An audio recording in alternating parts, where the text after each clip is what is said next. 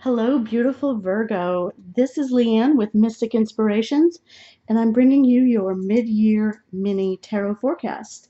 The top row is representing the previous 6 months of the year, and the bottom is what we can look forward to in the final 6 months of this year. And this will be our bridge slash advice. So what we've got, what you wanted to happen the first part of the year, we have the Fool card. And this is saying you wanted a new start, you wanted to take a risk, you wanted new beginnings. You wanted to sort of just go for it, even though maybe you didn't know everything that needed to be, you didn't have everything you needed, so to speak, as far as information, but you wanted to just take a risk and go for it. Now, what you didn't want to happen the first half of this year, we have the Hanged Man. And what you didn't want is to be stuck, to be sort of turned around. You didn't want the first 6 months to sort of put you in a stagnant position where you really can't move, okay? But what did happen, we have the Six of Wands. It looks like you were very successful in whatever endeavor that you did take on. This is definitely a card of success and accolades and a very balanced energy, balanced goals, balanced spirituality. So now for the following 6 months, from now until the end of the year, what you want to have happen, we have the Nine of Wands. Now this is the Wounded Warrior card, but this is wanting to get to the end.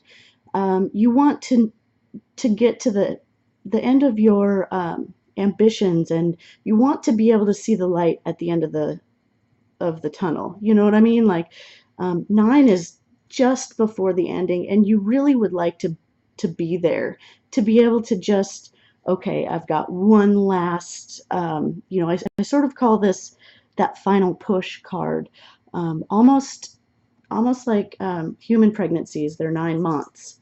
And so you have that final push.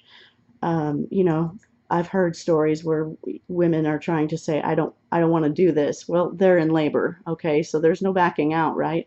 So what you're wanting is just to have one more push and be done. Now then, what you don't want to happen in the next 6 months, we have the High Priestess. And so the High Priestess is definitely the keeper of secrets, that person who has knowledge given from above. This is also someone who is very intuitive, psychic even.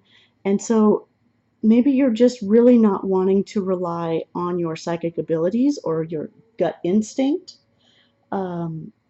This is something that you really aren't comfortable doing. You're more of a practical, down-to-earth, physical type person. So what will likely happen, we have the Four of Pentacles. Now, some folks do call this the Miser card, but I do look at this as holding enough of what you need to be stable. Okay, so Virgo, this is very indicative of how you are. You're not going to overspend. You're not going to be taken for a ride. You're going to hold on to whatever it is you need to hold on to so that you don't feel like you are free falling and that you made a giant mistake, right? So let's see what's going to bridge this. Your success in the first half of the year to, having that stable financial foundation and health as well. We have 10 of Pentacles. This is our advice card. This is referring to not only inheritance, but this is referring to sharing your knowledge, sharing your wisdom, sharing a skill. It speaks about passing things down from one generation to another. So I feel as if since you've gotten this success, maybe sharing it, sharing your knowledge. This doesn't necessarily mean money. These are things that will help you be stable. So again, knowledge, wisdom, skill sets.